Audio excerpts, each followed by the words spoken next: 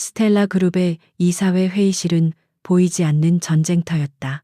거대한 원목 테이블을 사이에 두고 이제 막 그룹의 총수 자리에 오른 젊은 여제 한서진과 그녀를 인정하지 않는 늙은 여우 같은 임원들 사이에 차가운 기류가 흘렀다. 그녀는 아버지의 갑작스러운 죽음 이후 유언에 따라 이 거대한 제국의 왕좌를 물려받았지만 그 누구도 그녀를 진정한 주인으로 인정하지 않았다. 특히 그녀의 친삼촌이자 그룹의 2인자인 한테만 부회장의 반대는 노골적이었다. 그는 온화한 미소 뒤에 날카로운 발톱을 숨기고 사사건건 그녀의 발목을 잡았다. 오늘 회의의 안건은 바로 그녀의 개인 경호 문제였다. 한테만은 조카의 안전을 위한다는 명분 아래 자신이 추천하는 최고 수준의 보안업체 이지스 시큐리티와의 계약을 강력하게 밀어붙이고 있었다. 서진아, 내 안전이 최우선이다. 그는 인자한 목소리로 말했다. 요즘 세상이 얼마나 흉흉하니 이지스 시큐리티는 국내 최고야. 그들이라면 내 곁에서 24시간 널 완벽하게 지켜줄 수 있을 게다. 그의 말은 합리적으로 들렸지만 서진은 그의 진짜 의도를 꿰뚫어 보고 있었다. 그것은 보호를 빙자한 감시이자 자신의 모든 것을 통제하려는 족쇄였다. 서진은 흔들리지 않았다. 그녀는 회의실에 모인 모든 임원들을 자신의 푸른 눈동자로 차갑게 훑어보았다. 그녀의 목소리는 얼음처럼 차가웠지만 그 안에는 강철 같은 의지가 담겨 있었다. 제 안전은 제가 알아서 하겠습니다. 부회장님, 이 안건은 기각합니다. 그녀의 단호한 선언에 회의실의 공기는 순식간에 얼어붙었다. 한테만의 온화했던 얼굴이 찰나의 순간 분노로 일그러졌다. 서진은 자신의 독립을 그리고 자신의 권력을 증명해야만 했다. 그녀는 회의가 끝나자마자 인사팀에 현재 진행 중인 보안팀 신입 채용 지원자 명단을 모두 가져오라고 지시했다. 그녀는 삼촌이 추천한 낙하산이 아닌 자신의 손으로 직접 자신의 방패를 선택하기로 결심했다. 그녀의 이런 돌발 행동에 비서실은 당혹감을 감추지 못했다. 한편 같은 시각 스텔라 그룹의 1층 로비에서는 수십 명의 지원자들이 보안팀 면접을 기다리고 있었다. 그들 대부분은 다부진 체격의 전직 군인이나 경찰 출신임을 과시하는 이력서를 들고 있었다. 하지만 그들 사이에 마치 배경처럼 조용히 앉아 있는 한 남자가 있었다. 그의 이름은 강찬이었다. 그는 다른 지원자들과는 완전히 다른 사람이었다.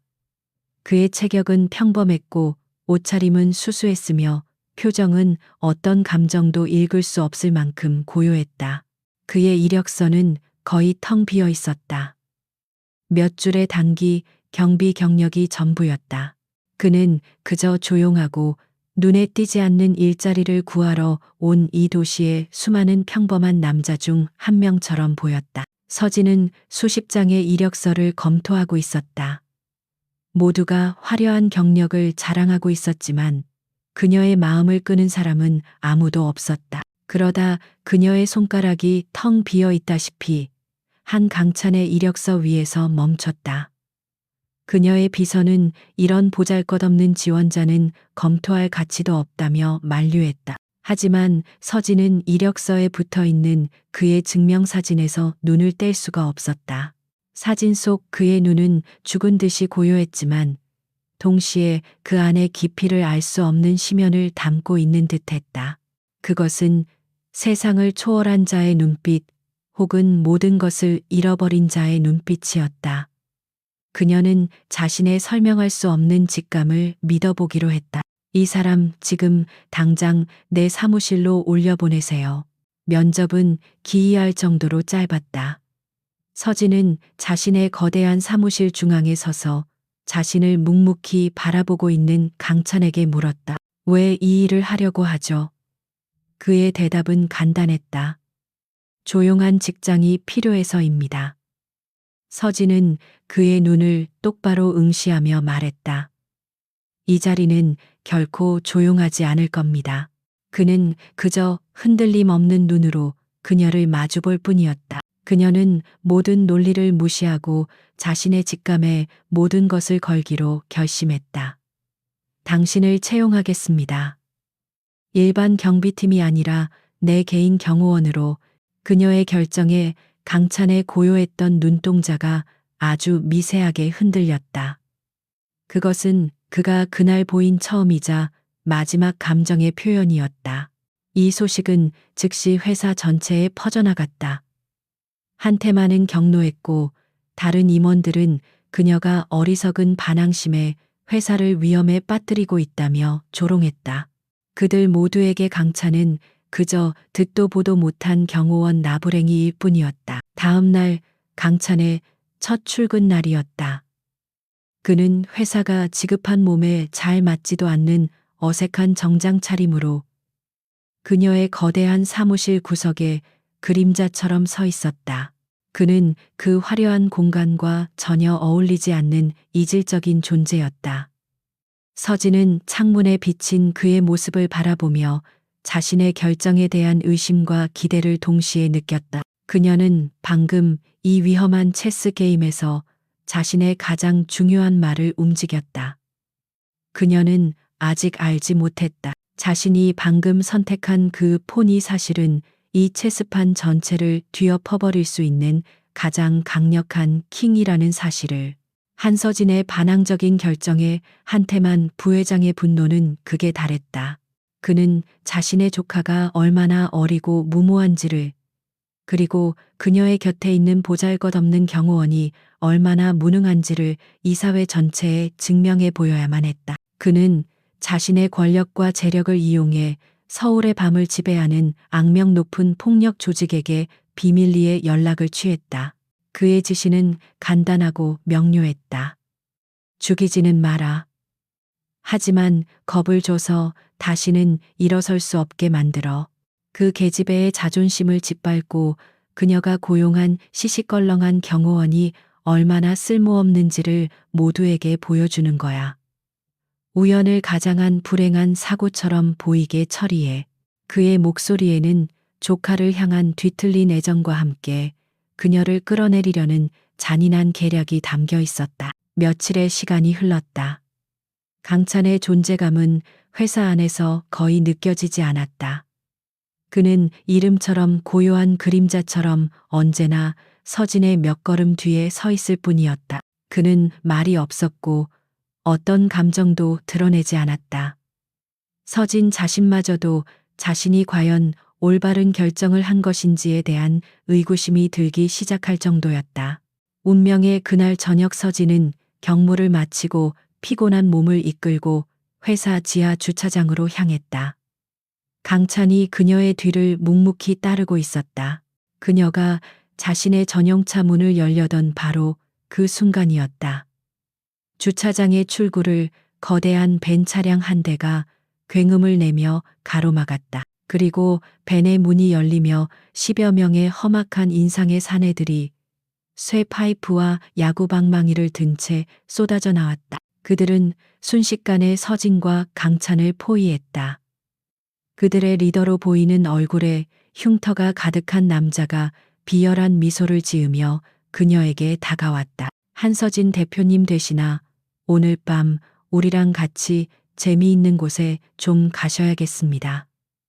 그의 목소리에는 노골적인 위협이 담겨 있었다. 서진은 공포에 휩싸였지만 애써 침착함을 유지하려 했다. 그녀는 스텔라 그룹의 총수답게 위험을 잃지 않으려 노력했다.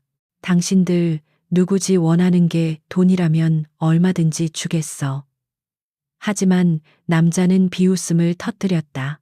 그는 서진의 뒤에 서 있는 평범하기 짝이 없는 강찬을 턱짓으로 가리키며 말했다. 돈이 문제가 아니야, 아가씨. 문제는 내 옆에 저 경호원 나부랭이가 오늘 내 목숨을 지켜줄 수 있느냐는 거지. 폭력배들은 일제히 강찬을 보며 조롱하듯 웃었다. 그들의 눈에 강찬은 그저 겁에 질린 채 서 있는 월급이나 축내는 하찮은 존재일 뿐이었다. 그들이 서진의 팔을 거칠게 잡아채려던 바로 그 순간이었다. 지금까지 그림자처럼 서 있기만 하던 강찬이 처음으로 움직였다. 그의 움직임은 변화의 시작이었다. 그의 고요했던 눈빛은 순식간에 모든 것을 꿰뚫어 보는 듯한 냉혹하고 치명적인 살인, 병기에 그것으로 변해 있었다. 그는 서진을 자신의 등 뒤로 부드럽게 밀어내며 폭력배들을 향해 나지막이 말했다. 그의 목소리는 조용했지만 그 안에는 지옥의 울림 같은 위압감이 담겨 있었다. 지금 물러나면 걸어서 돌아갈 수는 있게 해주지. 그의 경고는 조롱의 대상이 될 뿐이었다. 폭력배들은 일제히 그에게 달려들었다. 그리고 바로 그 순간 주차장의 어둠 속에서 잠자고 있던 전쟁의 신이 마침내 각성했다. 강찬의 몸은 이제 인간의 몸이 아니었다. 그것은 수천 번의 실전과 훈련으로 다져진 완벽한 살인 무기였다.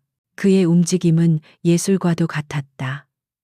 그는 쇠 파이프를 휘두르며 달려드는 남자의 공격을 피하는 동시에 그의 팔을 꺾어 파이프를 빼앗았다. 그리고 그는 그 파이프로 다른 남자의 다리를 가격해 쓰러뜨리고 이어지는 동작으로 첫 번째 남자의 턱을 후려쳤다.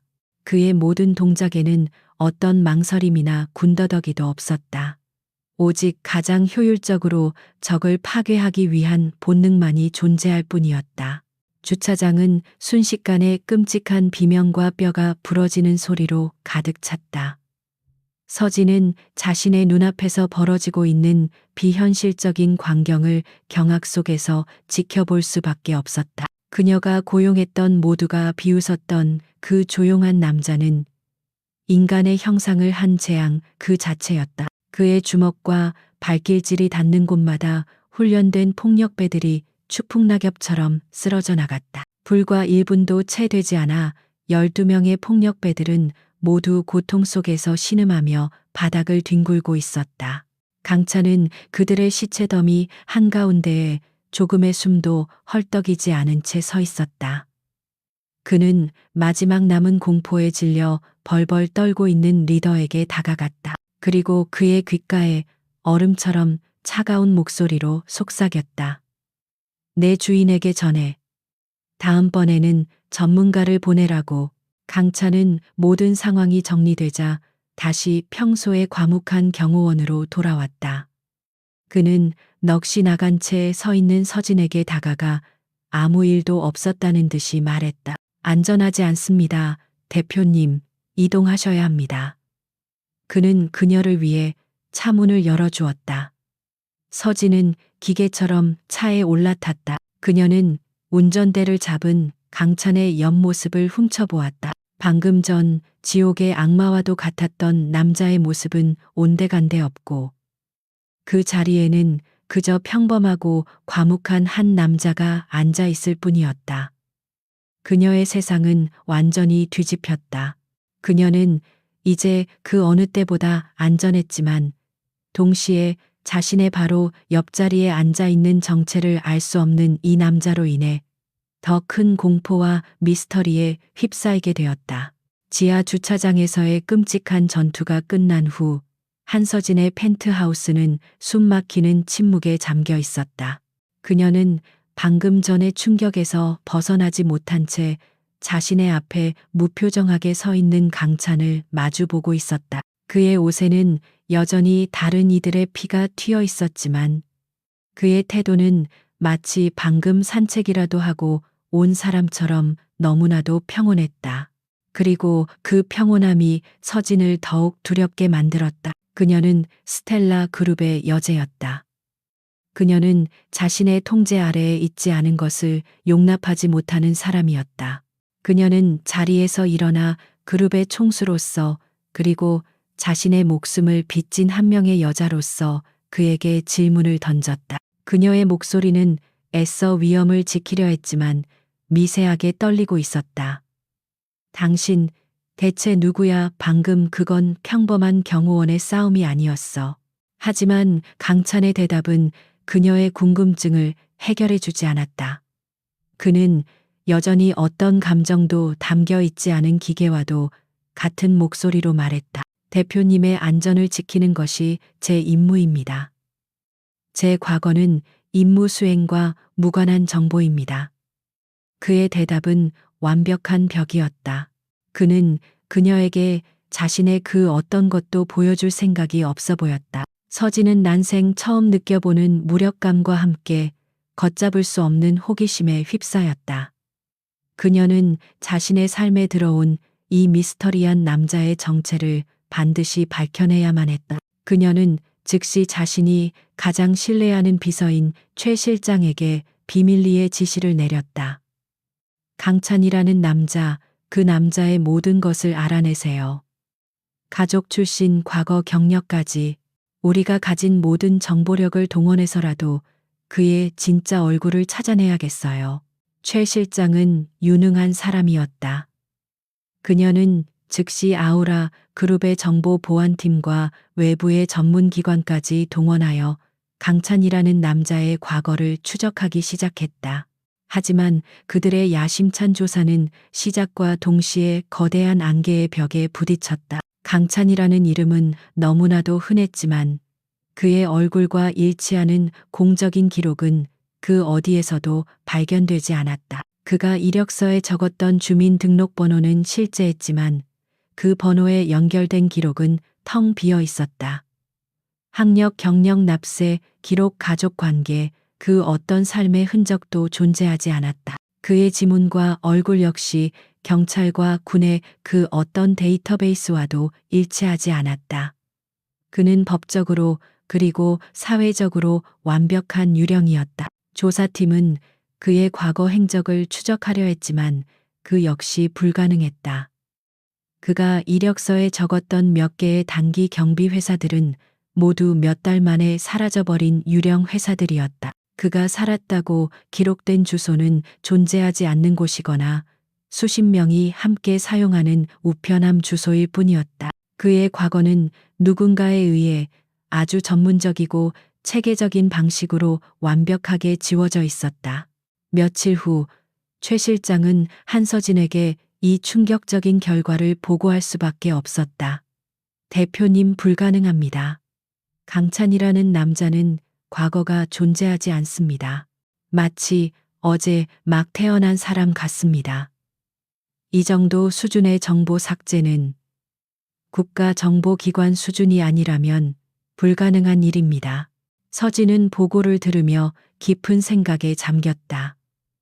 그녀는 이제 자신이 거대한 미스터리의 한복판에 서 있다는 것을 깨달았다. 그녀가 보잘것없는 경호원이라 생각하고 고용했던 남자는 국가조차 그 흔적을 지워버려야만 했던 위험한 과거를 가진 인물이었던 것이다. 그에 대한 두려움은 더욱 커졌지만 동시에 그를 향한 기묘한 호기심과 신뢰감 역시 깊어지고 있었다. 그날 밤 서진은 자신의 사무실에서 늦게까지 일하고 있었다. 그녀는 CCTV 모니터를 통해 자신의 사무실 문 밖을 그림자처럼 지키고 서 있는 강찬의 모습을 보았다. 그는 몇 시간째 조금의 미동도 없이 그 자리에 서 있었다. 그는 마치 감정이 없는 석상 같았지만 서진은 이제 알고 있었다. 저 고요함 뒤에는 언제든 폭발할 수 있는 무서운 힘이 잠들어 있다는 것을. 그녀는 어쩌면 자신의 목숨을 구하기 위해 악마를 고용한 것인지도 몰랐다. 하지만 지금 이 순간 그 악마는 그녀를 위협하는 모든 것으로부터 그녀를 지켜주는 유일한 수호자이기도 했다. 그녀는 이 위험한 미스터리를 끝까지 파헤쳐 보기로 결심했다. 그녀는 강찬이라는 유령의 가면을 벗겨내고 그의 진짜 얼굴을 마주해야만 했다. 그것이 앞으로 그녀의 생존과 직결된 문제라는 것을 그녀는 본능적으로 느끼고 있었다. 자신이 고용한 폭력배들이 하룻밤 사이에 병원 신세를 지게 되었다는 보고를 받았을 때 한태만 부회장은 분노보다 더 큰 충격에 휩싸였다. 그는 자신의 조카가 운 좋게 혹은 어떤 알 수 없는 직감으로 진짜 전문가를 고용했다는 사실을 깨달았다. 그는 이제 어설픈 물리적 위협으로는 그녀를 무너뜨릴 수 없다는 것을 인정해야만 했다. 그는 즉시 전략을 수정했다. 그는 자신을 따르는 이사들을 비밀리에 소집하여 새로운 전쟁 계획을 세웠다. 그 계집애가 괴물 같은 방패를 손에 넣었더군. 그는 차가운 목소리로 말했다. 방패를 직접 부술 수 없다면 방패가 지키고 있는 주인을 부수면 되는 법이지. 우리는 이제부터 한서진을 그녀가 가장 취약한 전장에서 공격할 것이다. 바로 그녀의 회사다. 그날 이후 스텔라 그룹을 향한 보이지 않는 공격이 시작되었다. 그룹이 사활을 걸고 추진하던 해외 계약이 협상 막바지에 갑자기 기밀 정보가 유출되었다는 이유로 무산되었다. 회사의 재무 상태에 대한 악의적인 루머가 담긴 익명의 보고서가 증권가에 퍼져주가는 걷잡을 수 없이 흔들리기 시작했다. 심지어 경쟁사에서는 스텔라 그룹의 핵심 인재들을 현재 연봉의 2배라는 파격적인 조건으로 빼가기 시작했다. 한서진은 순식간에 사방에서 몰아치는 폭풍의 한가운데에 서게 되었다. 그녀는 유능한 CEO였지만 이렇게 조직적이고 전방위적인 공격은 처음 겪는 일이었다. 그녀는 밤낮으로 잠을 줄여가며 사태를 수습하기 위해 동분서주했다.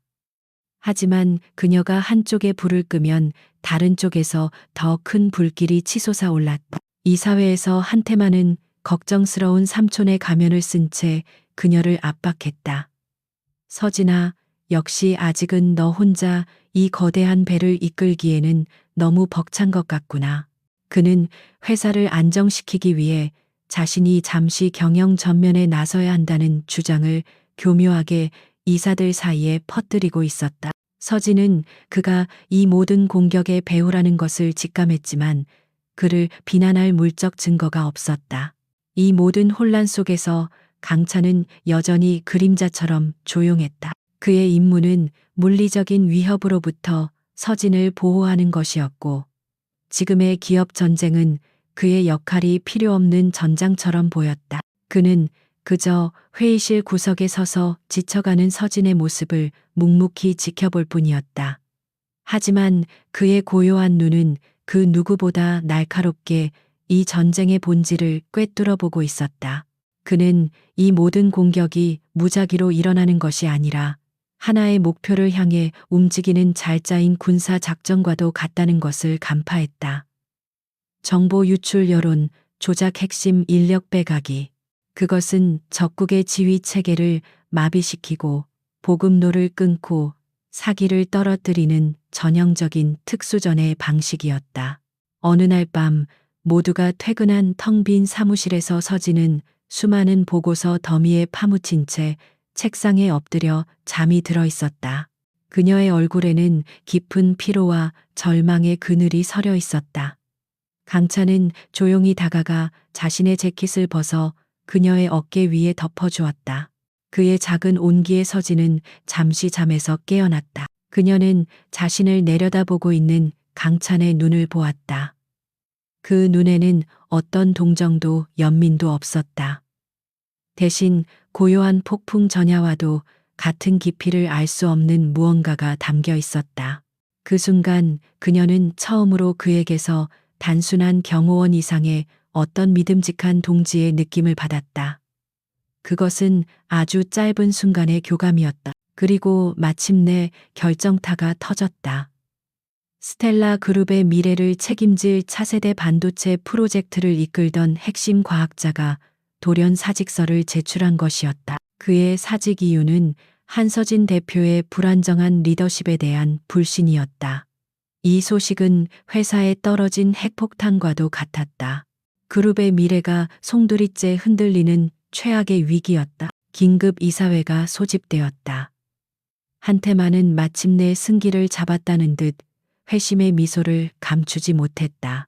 그는 서진을 코너에 몰아넣고 회사를 구하기 위해서는 자신이 경영권을 잠시 맡아야 한다고 이사들을 설득하기 시작했다. 서진은 사면 초가에 몰려 아무런 반박도 하지 못한 채 지친 얼굴로 앉아 있었다. 한태만은 의기양양하게 회의실 구석에 서 있는 강찬을 경멸적인 시선으로 훑어보았다. 그는 자신의 승리를 확신했다. 아무리 싸움을 잘하는 괴물이라도 이런 고차원적인 기업 전쟁 앞에서는 한낱 무용지물일 뿐이라고 그는 아직 알지 못했다. 그 조용한 경호원이 이미 그의 모든 전략을 분석하고 이 체스판의 다음 수를 완벽하게 읽어내고 있었다는 사실을. 삼촌의 계략은 성공한 것처럼 보였지만 그는 자신의 진짜 적을 너무나도 치명적으로 과소평가하고 있었다. 한서진의 리더십이 최대의 위기에 봉착한 바로 그 긴급 이사회 현장. 한태만 부회장은 이제 모든 것이 자신의 계획대로 흘러가고 있다고 확신하며 의기양양하게 그녀의 경영권을 회수하기 위한 마지막 발언을 하고 있었다. 서진은 사면 초가에 몰려 아무런 반격도 하지 못한 채 절망의 벼랑 끝에 서 있었다. 모든 임원들이 한태만의 편에 서서 그녀의 퇴진을 기정사실로 받아들이는 바로 그 순간이었다. 회의실 구석에 그림자처럼 서 있던 강찬이 처음으로 움직였다. 그는 어떤 허락도 구하지 않고 회의 테이블을 향해 조용히 하지만 거침없이 걸어 나왔다. 그의 돌발 행동에 모든 사람들의 시선이 쏠렸다. 보안 요원들이 그를 제지하려 했지만 그의 차가운 눈빛과 마주친 순간 자신들도 모르게 발걸음을 멈추었다. 그는 다른 모든 사람들을 무시한 채 오직 한서진의 앞에 멈춰섰다. 그리고 그는 누구도 예상하지 못했던 지극히 낮고 침착한 목소리로 그녀에게 말했다. 대표님, 10분만 정회를 요청하십시오. 보여드릴 것이 있습니다. 그의 목소리에는 거부할 수 없는 힘이 실려 있었다. 서진은 절망의 끝에서 마지막 지푸라기라도 잡는 심정으로 그의 제안을 받아들였다. 그녀는 떨리는 목소리로 정회를 선언했고 강찬과 함께 회의실 옆 작은 비상 대기실로 들어갔다. 한태만과 임원들은 이 황당한 상황을 어이없다는 듯이 쳐다볼 뿐이었다. 비상 대기실의 문이 닫히자마자 강찬은 자신의 주머니에서 작은 USB 하나를 꺼내 노트북에 연결했다.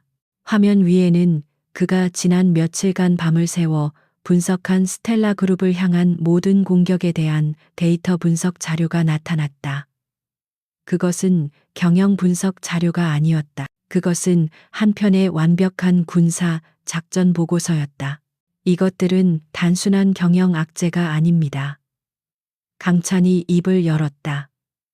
그는 더 이상 과묵한 경호원이 아니었다. 그의 눈은 날카로운 지성으로 빛나고 있었고 그의 목소리는 전장의 지휘관처럼 냉철하고 정확했다.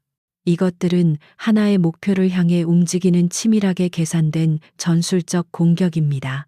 정보 유출은 아군의 시선을 분산시키기 위한 양동 작전이었고 핵심 인력 빼가기는 보급로를 차단하는 행위였으며 주가 조작이야말로 진짜 본진을 향한 총공격입니다.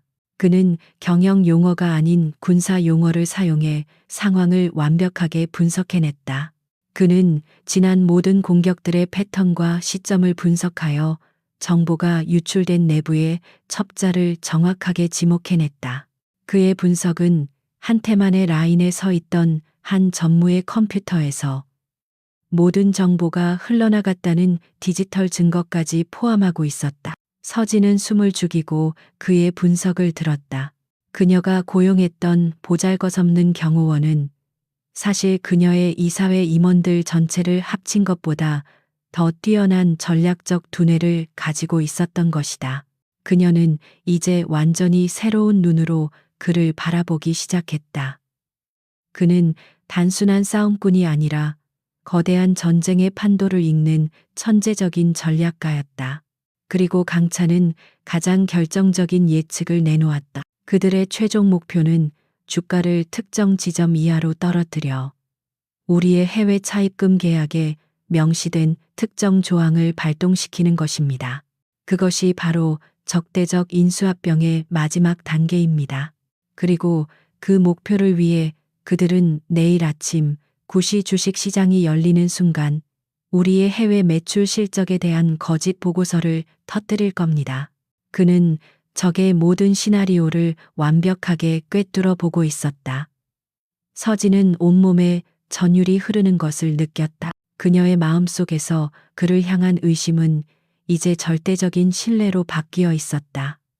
그녀는 다시 이사회 회의실로 돌아갔다. 그녀의 얼굴에서는 이전의 절망과 피로감이 완전히 사라져 있었다. 대신 그 자리에는 모든 것을 되돌릴 수 있다는 강렬한 자신감과 결의가 서려 있었다. 그녀는 한테만의 모든 주장을 조목조목 반박하며 이 위기를 해결할 24시간의 시간을 달라고 이사회에 요청했다. 그녀의 갑작스러운 변화에 당황한 한테만과 임원들은 자신들도 모르게 그녀의 제안을 승낙하고 말았다. 그날 밤 한서진의 사무실은 두 사람만의 전쟁 상황실이 되었다. 그들은 더 이상 총수와 경호원이 아니었다. 그들은 공동의 적을 앞에 둔 사령관과 그의 가장 유능한 참모였다. 강찬이 적의 전략을 분석하면 서진은 그것을 기업의 언어로 바꾸어 법무팀과 재무팀의 반격을 위한 지시를 내렸다. 내일 아침 회의실에 불이 꺼질 무렵 서진이 말했다. 우리는 더 이상 사냥감이 아닐 겁니다. 우리가 바로 사냥꾼이 될 겁니다. 그녀의 목소리에 강찬은 희미한 미소로 대답했다. 두 사람의 시선이 허공에서 마주쳤다.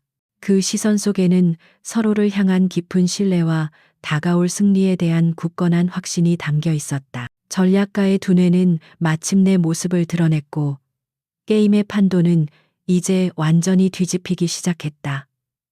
다음 날 아침 9시 강찬이 예언했던 대로 스텔라 그룹의 해외 매출 실적이 조작되었다는 악의적인 거짓 보고서가 익명의 투자 정보지를 통해 세상에 공개되었다.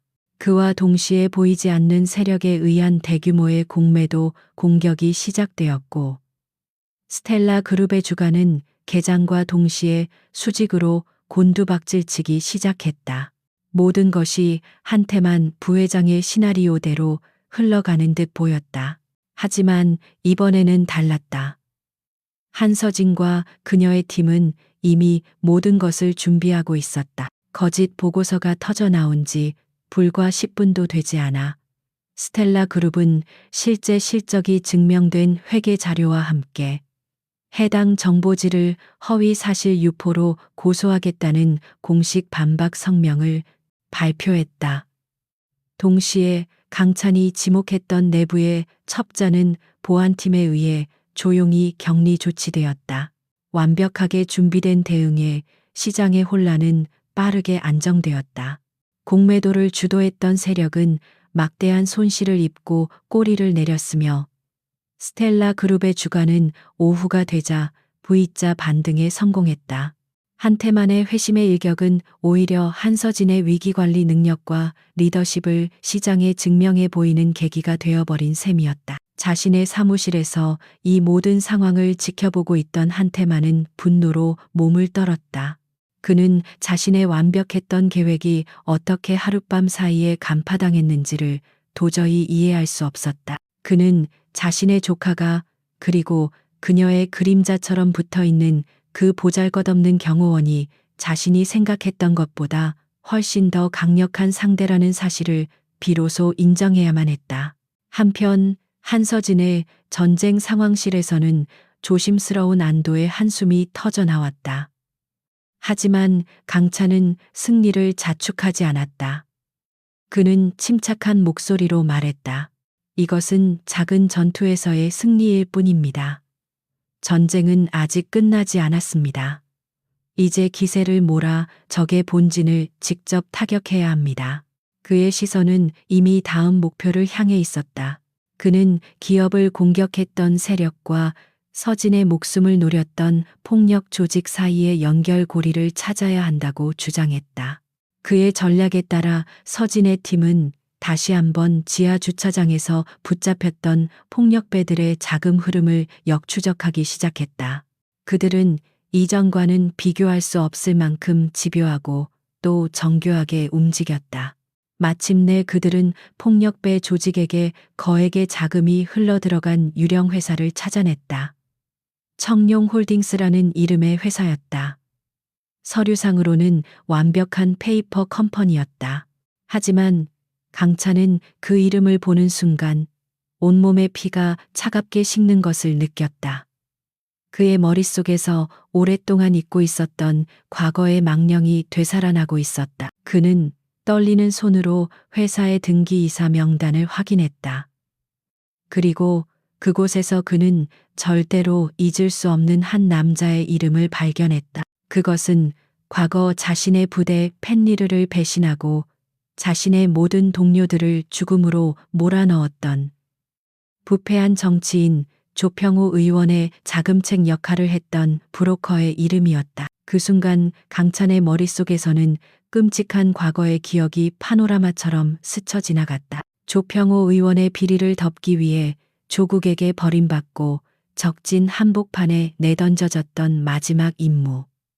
그리고 눈앞에서 죽어가던 동료들의 얼굴. 그는 그 지옥 속에서 유일하게 살아남았지만 배신자라는 누명을 쓴 채 지난 몇 년간 어둠 속에서 숨어 살아야만 했다. 그는 이제 모든 것을 깨달았다. 한서진의 현재와 자신의 과거는 결코 별개의 사건이 아니었다. 그것은 거대한 악의 뿌리에서 뻗어나온 두 개의 가지였을 뿐이다. 한테만은 그저 탐욕의 눈이 먼 사업가가 아니었다.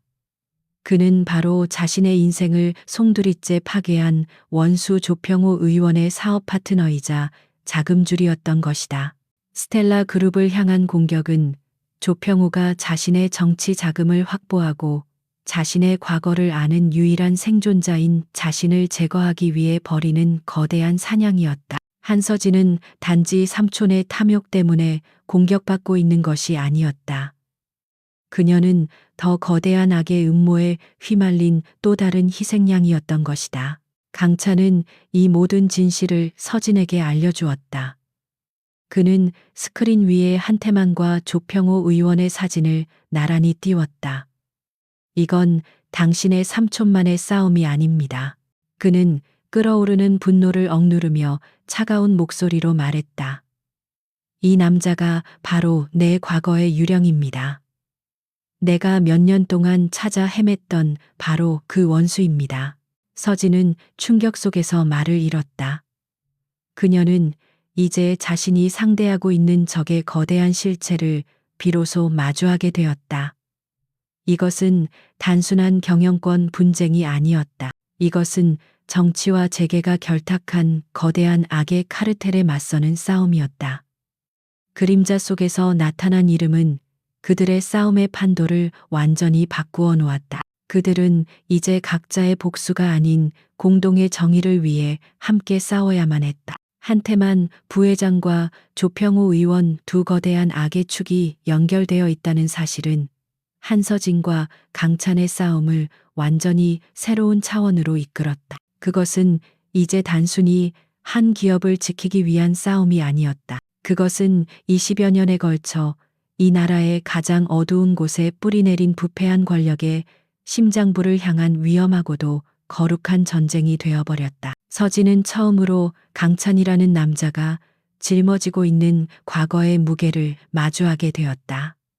그녀는 그에게 모든 것을 말해달라고 부탁했다. 자신을 믿어달라고. 이제 당신의 싸움은 더 이상 당신 혼자만의 것이 아니라고.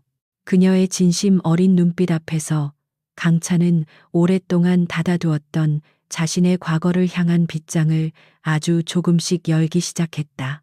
그는 자신이 몸담았던 비밀 부대 펜리르에 대해 이야기했다.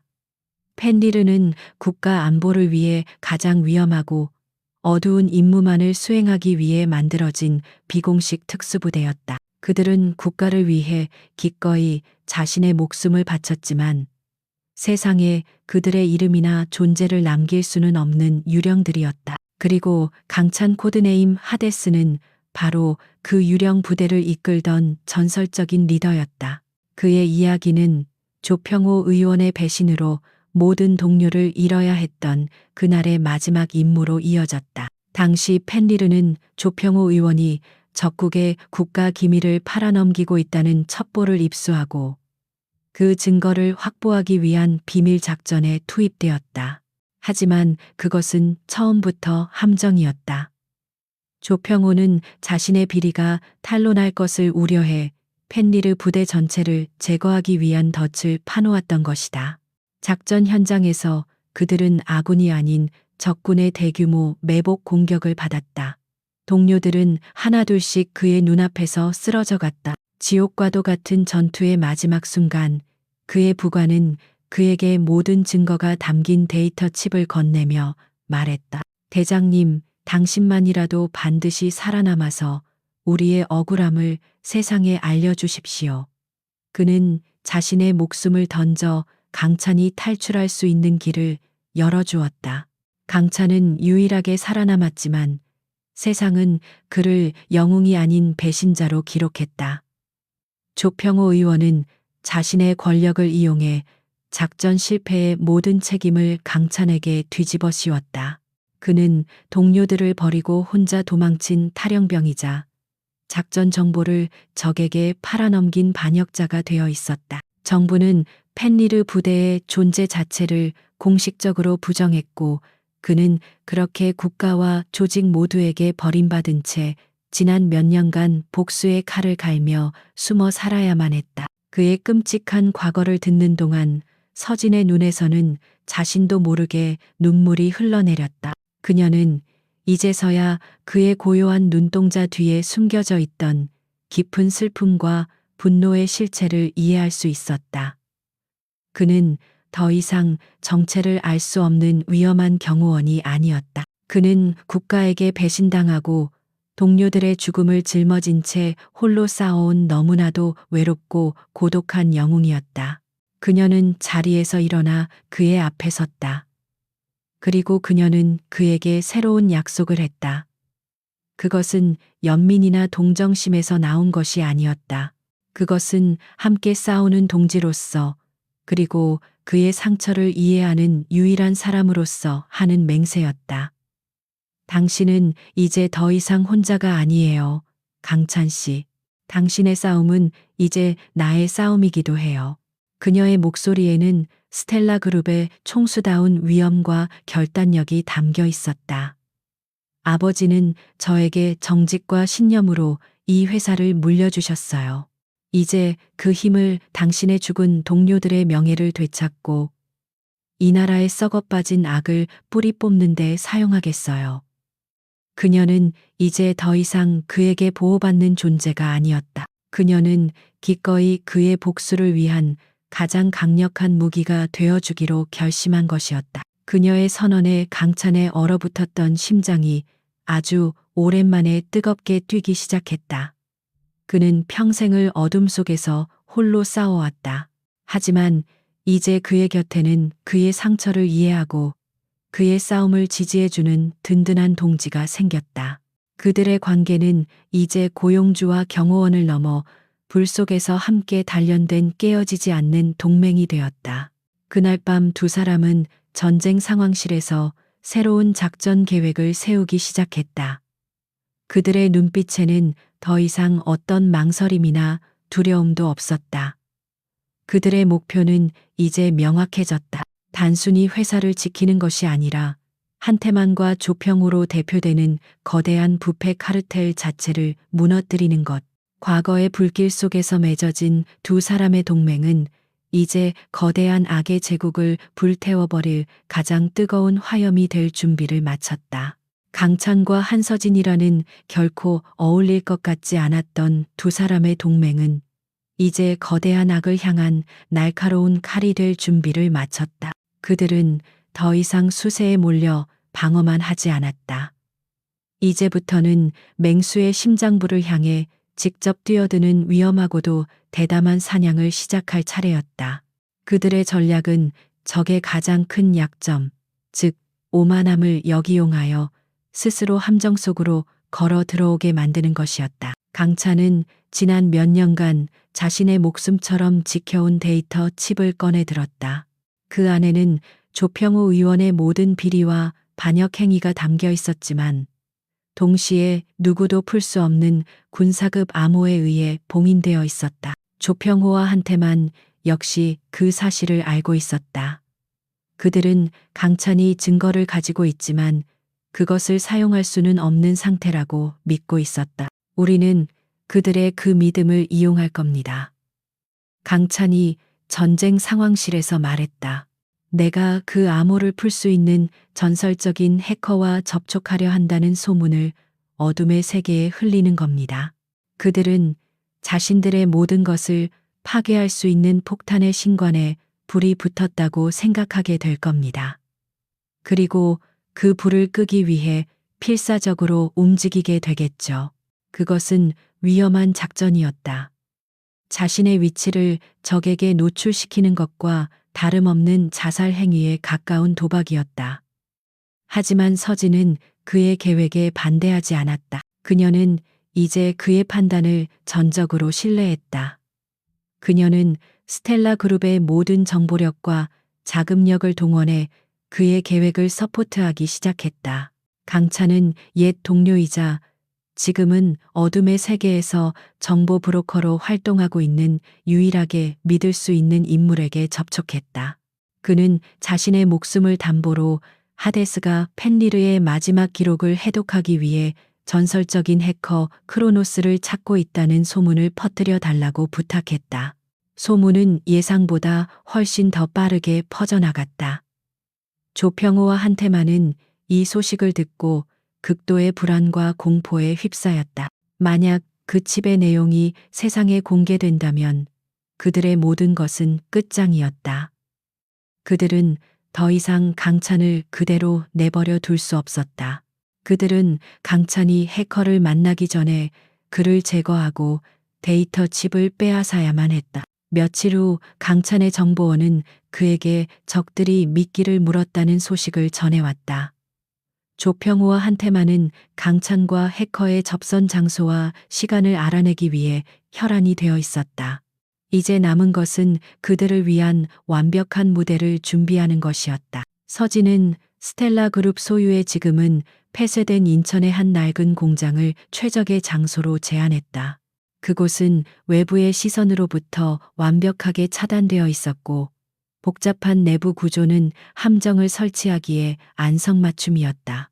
그녀의 기술팀은 며칠 밤낮으로 그 낡은 공장을 최첨단 감시 시스템과 방어 시스템을 갖춘 요새로 개조했다. 모든 준비가 끝났을 때 강찬은 다시 한번 정보원을 통해 하데스와 크로노스의 만남이 바로 그 폐공장에서 이루어질 거이라는 마지막 정보를 흘렸다. 이제 모든 주사위는 던져졌다. 그들은 공장 근처에 비밀리에 지휘본부를 설치하고 적들이 함정 속으로 걸어 들어오기만을 기다렸다. 결전의 날 밤, 강찬은 모든 전투 장비를 착용한 채 홀로 폐공장 안으로 걸어 들어갔다. 그는 미끼였다. 그 자신을 미끼로 던져 거대한 악을 유인해 내려는 것이었다. 서진은 지휘본부의 모니터 앞에 앉아 그의 몸에 부착된 초소형 카메라를 통해 그의 시선을 공유하고 있었다. 그녀의 심장은 그 어느 때보다 거세게 뛰고 있었다. 걱정하지 마십시오. 강찬이 통신기를 통해 그녀를 안심시키려는 듯 나지막이 말했다. 사냥꾼은 자신의 먹잇감을 코너에 몰았다고 확신하는 바로 그 순간이 가장 취약한 법이니까요. 그의 목소리에는 조금의 두려움도 없었다. 그는 오랫동안 기다려왔던 자신의 동료들을 위한 복수의 무대 위에 마침내 서게 된 것이었다. 잠시 후 지휘본부의 감시 시스템에 수십 개의 열감지 신호가 포착되기 시작했다. 조평호와 한태만이 보낸 중무장한 용병들이었다. 그들은 공장을 완벽하게 포위하고 안으로 진입하기 시작했다. 그들은 자신들이 사냥꾼이라고 믿었지만 사실은 거대한 거미줄의 한가운데로 걸어 들어가는 나방떼에 불과했다. 강찬은 공장의 가장 깊숙한 어둠 속에 몸을 숨긴 채 다가오는 적들을 기다렸다. 모니터를 통해 그를 지켜보는 서진의 손에는 땀이 흥건했다. 쫓기던 자는 이제 사냥꾼이 되었다. 그리고 사냥꾼들은 이제 사냥감이 되었다. 길고 길었던 복수의 서막이 끝나고 이제 잔인하고 처절한 심판의 시간이 시작되고 있었다. 한태만과 조평호가 보낸 최정예 용병팀은 어둠을 틈타 유령처럼 폐공장 내부로 진입했다. 그들은 최첨단 야간 투시경과 소음기를 장착한 채 한치의 오차도 없는 군사 작전을 펼치고 있었다. 그들의 목표는 단 한 명 해커를 만나기 위해 홀로 공장에 들어간 강찬을 생포하고 그가 가진 데이터 칩을 빼앗는 것이었다. 그들은 자신들의 압도적인 전력을 의심하지 않았다. 용병팀이 공장의 가장 깊숙한 중앙 제어실을 향해 진입한 바로 그 순간이었다. 지휘본부에서 모든 것을 지켜보고 있던 한서진이 강찬과의 약속된 신호에 따라 마침내 함정을 발동시켰다. 철컹 하는 굉음과 함께 공장의 모든 출입구와 통로에 거대한 강철 셔터가 내려왔다. 용병팀은 순식간에 거대한 강철 미로 속에 갇힌 쥐가 되어버렸다. 동시에 공장의 모든 조명이 일제히 켜지며 그들의 야간 투시경을 무력화시켰고 공장 전체의 스피커를 통해 지옥의 전주곡처럼 강찬의 차가운 목소리가 울려 퍼졌다. 나의 사냥터에 온 것을 환영한다. 그 목소리는 이제부터 사냥꾼과 사냥감의 역할이 완전히 뒤바뀌었음을 알리는 잔인한 선전포고였다. 혼란에 빠진 용병들 사이로 강찬이 움직이기 시작했다. 그는 더 이상 미끼가 아니었다. 그는 자신의 영역 안으로 들어온 침입자들을 처단하는 분노한 전쟁의 신이었다. 그는 서진이 실시간으로 제공하는 적들의 위치 정보를 통해 어둠과 기계들 사이를 유령처럼 오가며 적들을 하나씩 처리해 나갔다. 공장은 이제 거대한 학살의 무대가 되었다. 강찬은 낡은 체인을 휘둘러 적을 가격하고 천장의 크레인을 조종해 그들을 덮쳤으며 복잡한 배관들 사이로 숨어들어 그들의 등 뒤를 공격했다. 한때 최정예 요원이었던 용병들은 보이지 않는 적의 압도적인 힘 앞에서 공포에 질려 비명을 지르며 쓰러져 갔다. 그들의 통신망은 비명과 구조 요청으로 가득 찼다. 한편 공장 밖에서 상황을 보고받고 있던 한태만과 조평호는 자신들의 계획이 완전히 틀어졌다는 사실을 깨닫고 있었다. 하지만 그들은 오만했다. 그들은 자신들의 정예 요원들이 고작 한 명의 배신자에게 당했다는 사실을 인정할 수 없었다. 그들은 자신들이 직접 현장으로 가서 이 모든 혼란을 정리하고 데이터 칩을 회수하기로 결심했다. 그들이 공장 안으로 들어섰을 때 그들을 맞이한 것은 지옥과도 같은 풍경이었다. 그들이 자랑하던 최정예 용병팀은 모두 처참한 모습으로 바닥에 쓰러져 신음하고 있었다. 그리고 그 시체 더미의 한가운데에 피투성이가 된 강찬이 마치 지옥의 문지기처럼 그들을 기다리고 서 있었다. 이제야 오셨군. 강찬이 차갑게 말했다. 그의 눈은 불타는 복수심으로 이글거리고 있었다. 모든 것을 잃고 절망에 빠진 한태만과 조평호는 마지막 발악으로 자신들의 마지막 호위 병력을 그에게 달려들게 했다. 그것은 용병팀의 리더이자 강찬의 옛 동료이기도 했던 남자였다. 두 사람의 마지막 싸움은 처절했다. 그것은 기술과 힘의 대결을 넘어 배신당한 자와 배신한 자 사이의 신념과 욕망의 싸움이었다. 격렬한 격투 끝에 강찬은 마침내 적의 숨통을 끊어놓았다. 그는 무릎을 꿇은 옛 동료를 뒤로하고 이제 모든 것을 잃은 채 공포에 떨고 있는 두 명의 진짜 원수 한태만과 조평호에게로 다가갔다. 그는 데이터 칩을 꺼내 보였다. 이것이 당신들의 죄를 증명할 나의 형제들의 피다. 그가 모든 것을 끝내려는 듯 주먹을 들어 올린 바로 그 순간이었다. 공장 밖에서 수십 대의 경찰차가 내는 사이렌 소리가 밤의 정적을 깨고 울려 퍼지기 시작했다. 서진이 모든 상황이 녹화된 증거를 토대로 미리 대기하고 있던 검경 합동 수사팀을 움직인 것이었다. 한태만과 조평호는 절망적인 표정으로 서로를 쳐다보았다.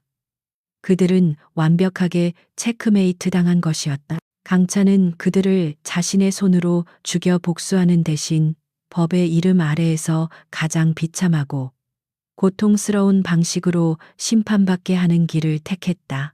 그것이야말로 그의 죽은 동료들의 명예를 되찾는 진정한 복수라고 그는 믿었다. 경찰들이 들이닥치고 두 거대한 악인이 수갑을 차는 혼란 속에서 강찬은 공장의 가장 높은 곳에 설치된 감시 카메라를 올려다보았다. 그는 모니터 너머에서 자신을 지켜보고 있을 서진을 향해 아주 희미한 미소를 지어 보였다.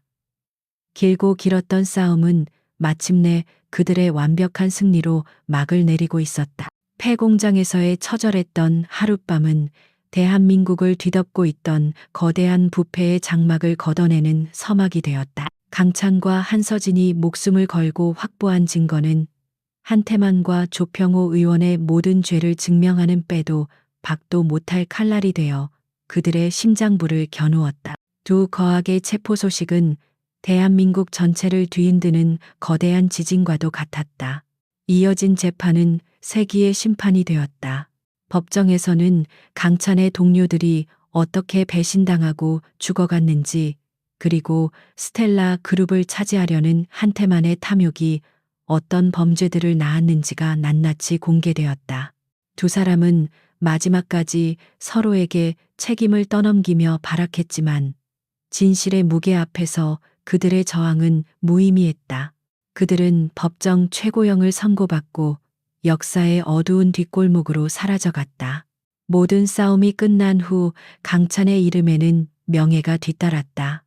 정부는 과거의 과오를 인정하고 비밀부대 펜리르의 존재를 공식적으로 인정했다. 국가는 반역자로 낙인 찍혔던 강찬의 누명을 벗겨주고 그와 함께 장렬히 전사했던 그의 동료들을 모두 국립묘지에 안장하여 그들의 헌신을 기렸다. 강찬은 몇 년 만에 처음으로 동료들의 묘비 앞에 당당히 설 수 있었다. 그는 묘비에 새겨진 옛 동료들의 이름을 하나하나 어루만지며 그들에게 길고 길었던 싸움의 끝을 고했다. 그의 등 뒤에서는 한서진이 조용히 그가 슬픔을 정리할 때까지 기다려주고 있었다. 그는 마침내 자신을 짓누르던 과거의 그림자로부터 완벽하게 자유로워졌다. 하지만 모든 것이 제자리를 찾았을 때 역설적으로 그와 서진의 관계는 새로운 질문에 봉착했다. 더 이상 지켜야 할 대상도 함께 싸워야 할 적도 사라진 지금 두 사람을 묶어주던 계약과 동맹의 명분 역시 사라져 버린 것이었다.